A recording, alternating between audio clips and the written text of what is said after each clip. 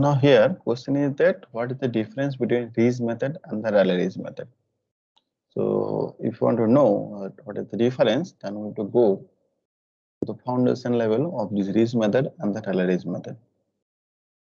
Here you just see Rayleigh in 1877 published a book, and the name of the book is Theory of Sound. That is a very popular book.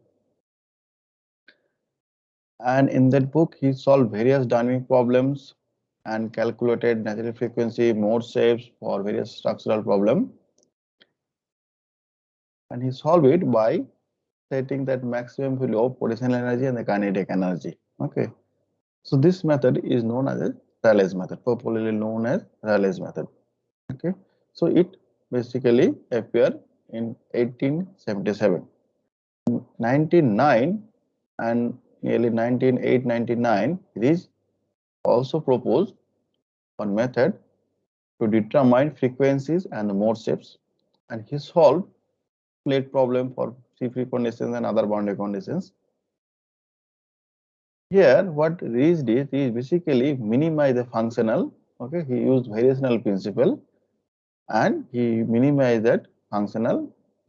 Okay, that basically minimize the functional which involve potential energy and the kinetic energy, and obtain that natural frequency, the mode shapes. Okay, now later on in 1911, Rayleigh also congratulated Ritz for his work. Okay, but again he says that he already used this method to solve various problems, and he also published in the book and in other good journals.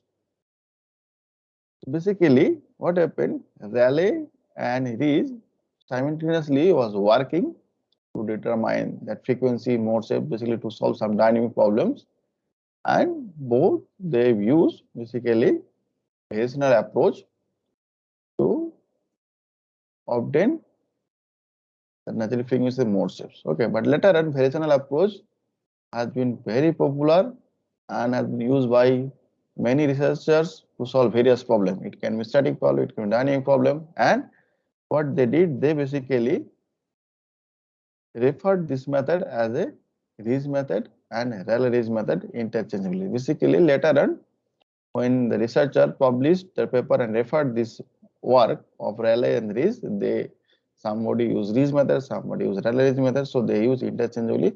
Now both the method basically nowadays refer to the same method. Some books use Ritz method, some books use Rayleigh-Ritz method. Okay, so what they did, they basically identified that functional.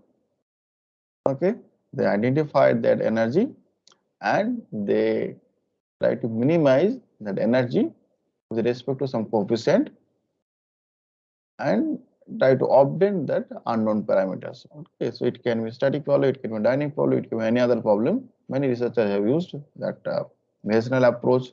They identify the functional, they make the functional zero, and then obtain their desired property. Okay, so if you want to know more about this, you have to go through one good paper. The name of the paper is the historical basis of Rayleigh and the Ritz method.